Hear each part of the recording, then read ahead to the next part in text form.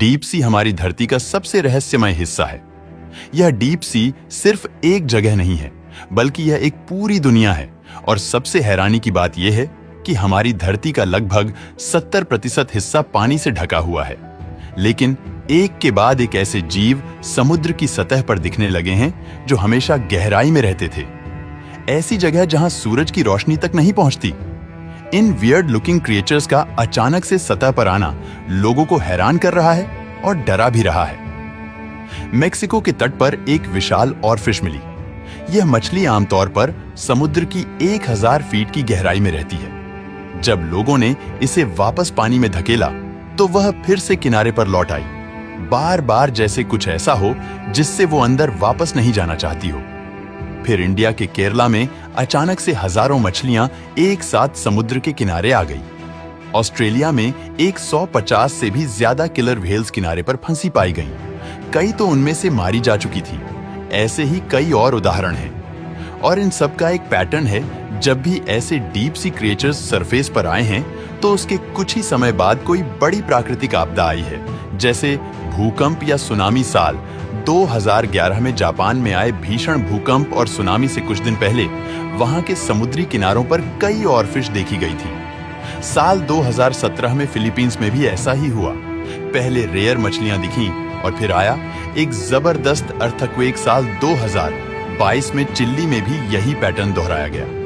अब सवाल उठता है कि क्या यह सब इत्तेफाक है या यह डीप सी क्रिएचर्स हमें कुछ बता रहे हैं।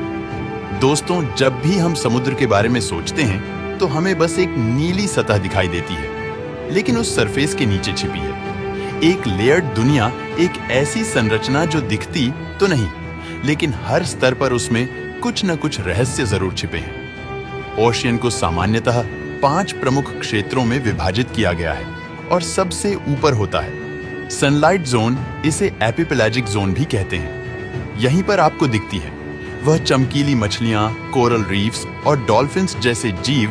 यहां तक सूरज की रोशनी पहुंच पाती है, इसीलिए यहां फोटोसिंथेसिस भी होती है। लेकिन जैसे ही आप नीचे जाते हैं तो आप पहुंचते हैं ट्वाइलाइट जोन में, या कहें मेसोपेलाजिक जोन में। यहां लाइट बहुत ही फेंट होती है, ऑलमोस्ट डिम ट्विलाइट जैसा वातावरण। यहां का तापमान गिरने लगता है और यहां की मछलियां थोड़ी अजीब दिखने लगती हैं। लॉन्ग टीथ, बल्गिंग आईज और बॉडी का अनयूजुअल शेप उसके बाद आता है मिडनाइट जोन, यानी बेटी पेलाजिक जोन।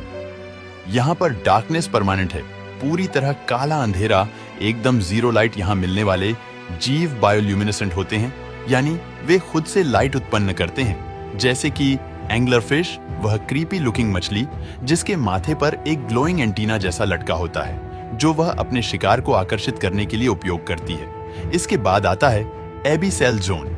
यह तो इतनी गहराई में है कि यहाँ पर तापमान फ्रीजिंग के आसपास रहता है। यहाँ का प्रेशर इतना ज्यादा होता है कि सबमरीन जैसी मशीनें भी मुश्किल से काम कर पाती हैं। और सबसे नीचे है हर्डल जोन। यह वह डेप्थ है जहाँ ट्रेंचेस होती हैं, जैसे मारियाना ट्रेंच। यह दुनिया की सबसे गहरी जगह है। यहाँ का प्रेशर इतना इंटेंस है कि इंसान का शरीर पल भर में चूर चूर हो सकता है। अब सोचिए, ऐसे एनवायरनमेंट में रहने वाले जीव जो लाखों सालों से इन हार्श कंडीशन के लिए विकसित हुए हैं। अगर वह क्रिएचर्स अब समुद्र की सतह की ओर आ रहे हैं तो यह कितनी अनयूजुअल बात है। गहरे समुद्र में पाए जाने वाले जीव किसी एलियन प्रजाति जैसे लगते हैं। Angler fish, vampire squid, barrel eye fish, gulper eel, यह सब देखने में इतने अजीब होते हैं कि इन्हें देखकर कोई भी पहली बार में चौंक जाए। कुछ की बॉडी इतनी पतली होती है ताकि वह हाई प्रेशर को टॉलरेट कर सकें। कुछ इतने स्लो मूविंग होते हैं कि उनके मोशन को डिटेक्ट करना भी मुश्किल होता है। और कुछ तो इतने रेयर हैं कि उन्हें आज तक सिर्फ 2 या 3 बार ही देखा जा सका है। इन क्रिएचर्स के पास इवॉल्व करने के अलग अलग तरीके हैं, जैसे अंधेरे पानी में अपने आप को गायब कर लेना, ग्लोइंग ऑर्गन्स के द्वारा अपने शिकार को आकर्षित करना, और इनकी मेटाबॉलिज्म इतनी धीमी होती है ताकि वह अपनी ऊर्जा को बिना खाए कई दिनों तक सेव कर सकते हैं। अब अगर ऐसे माहौल में रहने के बावजूद यह जीव सतह पर आने को मजबूर हो रहे हैं, तो इसका मतलब है कि या तो उनका डीप हैबिटेट डिस्टर्ब हो चुका है या वहां कुछ बहुत बड़ा चेंज हो रहा है। और शायद यही बदलाव इंसानों के लिए भी खतरे की घंटी है।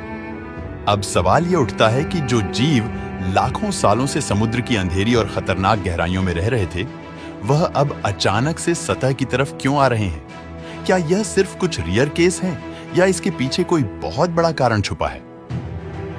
विज्ञान इस सवाल का जवाब तलाशने में जुटा है और अभी तक इसके कुछ बहुत ही स्ट्रांग और आई ओपनिंग एक्सप्लेनेशन सामने आए हैं। ओशियन वार्मिंग, बढ़ता हुआ समुद्र का तापमान। पिछले कुछ दशकों में समुद्र का तापमान लगातार बढ़ रहा है। क्लाइमेट चेंज की वजह से ग्लेशियर्स पिघल रहे हैं, पोलर आइस कम हो रही है और समुद्र के सरफेस का पानी पहले से कहीं ज्यादा गर्म हो चुका है। यह गर्मी सिर्फ ऊपर ही नहीं बल्कि नीचे तक पहुंच रही है और डीप सी क्रिएचर्स जो ठंडे और स्टेबल एनवायरनमेंट के लिए इवॉल्व हुए हैं, उनके लिए यह बदलाव जानलेवा साबित हो रहा है। जब नीचे का तापमान भी डिस्टर्ब होने लगे तो इन जीवों को सर्वाइवल के लिए दूसरी जगह की तलाश करनी पड़ती है और यही वजह है कि वे ऊपर की ओर माइग्रेट कर रहे हैं। अब ऑक्सीजन लेवल इतना लो हो गया है कि वहां जीवों का सर्वाइव करना मुश्किल हो गया है। इनको ऑक्सीजन मिनिमम जोन्स कहा जाता है।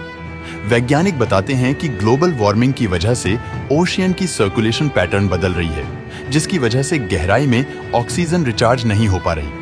अब सोचिए, अगर कोई जीव हजारों मीटर नीचे रह रहा है और अचानक वहां श्वास लेने के लिए ऑक्सीजन न बचे तो वह कहां जाएगा?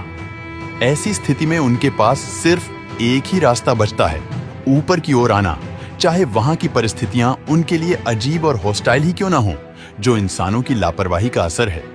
हर साल लाखों टन प्लास्टिक और टॉक्सिक केमिकल्स समुद्र में फेंके जाते हैं।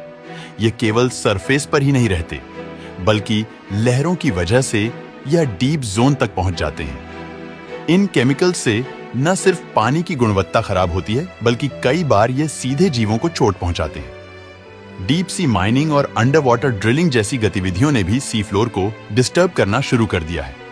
इमेजिन करो, एक ऐसी जगह है जो लाखों सालों तक अनटच्ड थी, वहां अचानक से इंसानों की बड़ी बड़ी मशीनें आ जाएं, तो क्या वह क्रिएचर्स वहां आराम से रह पाएंगे? अंडर वाटर अर्थक्वेक्स और प्लेट मूवमेंट्स, कई बार डीप सी क्रिएचर्स का सरफेस पर आना नेचुरल टेक्टोनिक एक्टिविटीज का भी अर्ली साइन होता है। जब सी फ्लोर पर अर्थक्वेक या वोल्केनिक एक्टिविटी होती है तो वहां का प्रेशर और टेम्परेचर तेजी से बदल जाता है। इन अचानक हुए डिस्टर्बेंस से क्रिएचर्स डर जाते हैं और उन्हें लगता है कि उनका हैबिटेट अनसेफ हो गया है और वे ऊपर की तरफ भागते हैं। इन सभी कारणों को अगर एक साथ देखा जाए तो एक बात साफ होती है, ये घटनाएं रैंडम नहीं है। नेचर हमसे कुछ कहना चाह रही है।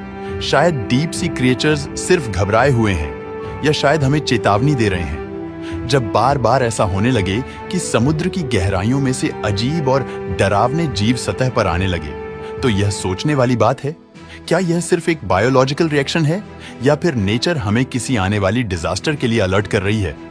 कुछ रिसर्चर्स का यह भी मानना है कि अर्थ का मैग्नेटिक फील्ड डिस्टर्ब हो रहा है और इसका असर समुद्री जीवों की नेविगेशन पर भी पड़ता है।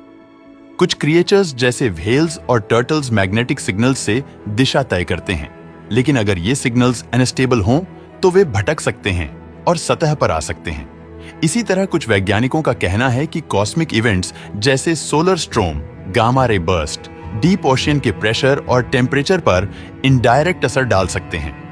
यह सुनने में अजीब लग सकता है, लेकिन यूनिवर्स इंटरकनेक्टेड है और नेचर अलग अलग जटिल तरीकों से सिग्नल भेजती है। पृथ्वी पर इतिहास में 5 बार मास एक्सटिंक्शन हो चुके हैं, जहां पृथ्वी की अधिकांश स्पीशीज वाइप आउट हो चुकी थी और हर बार ओशन इकोसिस्टम में कुछ मेजर बदलाव पहले हुए थे। अगर आज डीप ओशियन में ऐसा कुछ हो रहा है तो यह सिर्फ समुद्री जीवन के लिए ही नहीं, बल्कि पूरी पृथ्वी के लिए खतरे की घंटी हो सकती है।